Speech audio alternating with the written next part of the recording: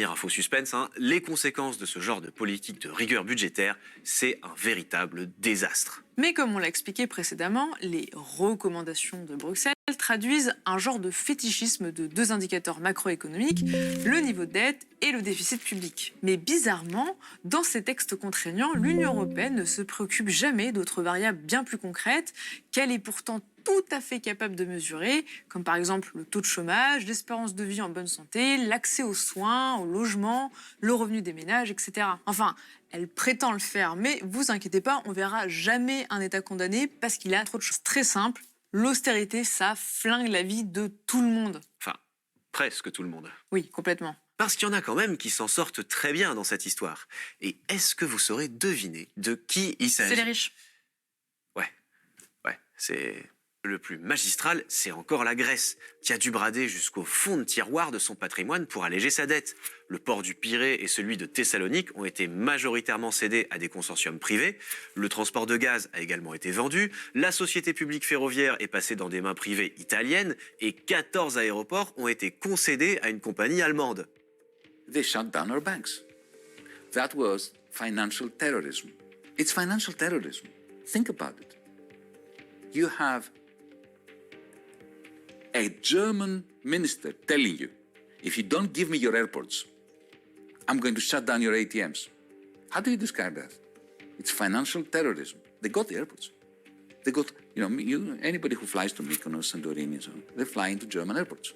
They belong to a state-owned company. It's not even, neoliberalism.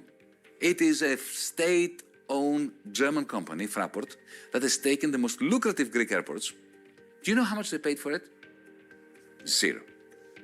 On paper, they paid 1.2 billion for 14 airports. Even that price is ridiculously low. But they didn't actually pay for it. You know what they did?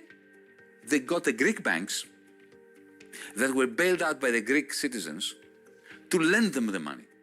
And when they refurbished those airports, they used Greece's structural funds from Brussels. So they got free airports and the free money to invest in the airports, and now they're collecting the profits. Now that is colonialism.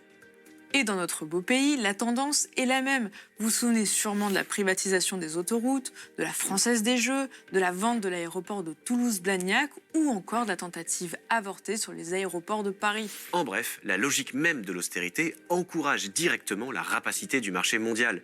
Les mesures recommandées par Bruxelles servent de fait l'enrichissement des multinationales et des fonds d'investissement. Et en fait, c'est pas du tout un hasard, parce que si on analyse le contenu des recommandations de Bruxelles qui implémentent toute cette austérité, on constate une porosité assez troublante avec les agendas des lobbies économiques. Des organisations comme Corporate Europe Observatory ont mis en évidence que les recommandations de la Commission reprennent souvent, de manière quasi identique et synchrone, les exigences formulées par Business Europe. Vous savez, là, le lobby patronal européen qui est un petit peu le MEDEF des MEDEF. Je pense à Business Europe, qui avant s'appelait l'UNIS, et qui maintenant est l'acteur de premier plan. Et ce que je peux inviter les gens à faire, c'est que s'ils veulent savoir, s'ils veulent lire l'avenir et comprendre quel va être l'agenda de la Commission européenne et donc des États dans les prochains mois, les prochaines années, ils n'ont pas à regarder les élections, ils n'ont pas à regarder les programmes des hommes politiques. Ils vont sur le site de Business Europe et ils regardent les différents rapports. Et en général, ça donne une prédiction assez fiable. La notion de lobbying que tu as utilisée, elle est presque déplacée. Il n'y a pas de pression, il n'y a pas d'influence. Ils sont partenaires, ils se connaissent et ça fait 30 ans qu'ils se fréquentent. C'est un partenariat. Par exemple, si l'État réduit ses dépenses en espérant faire des économies, ça signifie concrètement que les services publics sont moins nombreux et de moins bonne qualité. Les travailleurs ont moins accès aux soins, à l'éducation, à la justice, et in fine, leur productivité globale s'en ressent, ce qui impacte la production. Mais surtout, cette restriction d'accès aux services et le manque d'investissement de la part de l'État les appauvrit. Leur pouvoir d'achat diminue considérablement, donc à l'échelle nationale, la consommation, c'est-à-dire la demande, est détériorée. Autrement dit, les entreprises ont de moins en moins de débouchés. Donc elles réduisent leur production, compriment les salaires pour sauvegarder leur rentabilité et stoppent leurs investissements. Cette dynamique appauvrit encore plus les ménages, mais également l'État qui collecte un plus faible volume de taxes et d'impôts sur une production et une consommation réduite. Cette baisse de recettes le contraint alors à contracter à nouveau ses dépenses et ce cycle infernal reprend de plus belle. Mais attendez, c'est pas fini parce que ce cercle vicieux est également à l'œuvre à plus large échelle au niveau international. en ce qui nous concerne donc au niveau européen. Et oui, parce que si des politiques d'austérité sont menées de manière synchronisée sur plusieurs pays, comme c'est le cas en Europe, la demande est comprimée dans tous ces pays à la fois. Ils deviennent donc tous trop pauvres pour importer. Et au final, plus personne n'achète à ses voisins. Les débouchés que les entreprises avaient perdus en interne sont aussi perdus à l'extérieur des frontières. Il faut vraiment augmenter le niveau d'indignation sur ce gigantesque hold-up politique. Les revendications et les manifestations devraient aussi exiger la fin de cette tutelle. Si on manifeste contre Macron et ses politiques, il faut aussi manifester contre Bruxelles. Les médias, en invisibilisant cette question, en ne parlant jamais du pacte de stabilité et de tout ce dont on vient de parler dans cette chronique, contribuent à nous faire croire que nous sommes souverains. Ils nous font perdre du temps. Ils sont en train de faire dévier les causes contre lesquelles il faudrait se battre. C'est à nous tous de nous saisir de ce sujet crucial et de faire monter la pression pour sortir de cette spirale néolibérale qui nous envoie droit dans le mur. À ce moment-là, vous n'avez que deux options. Renoncer à votre programme et vous plier aux exigences de Bruxelles, ou bien engager une sortie de l'euro et donc de l'Union européenne.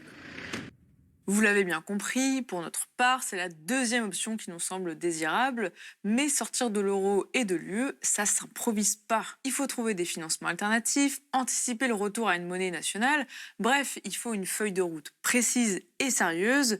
Allez sur le site de la Commission, lisez les recommandations et allez voir aussi les exigences de Business Europe. Et allez, petit exemple avec le dernier document en date de la Commission. Donc, la France doit s'attacher en 2025 et 2026 à renforcer ses dépenses globales en matière de défense. Voilà, ouais, donc ça, c'est plutôt raccord avec le climat actuel. Il y a une guerre informationnelle, hybride. Le pacifisme est le pire ennemi de la paix. La guerre d'aujourd'hui se joue déjà dans l'espace. La Russie à nos portes. Accepter de perdre ses enfants.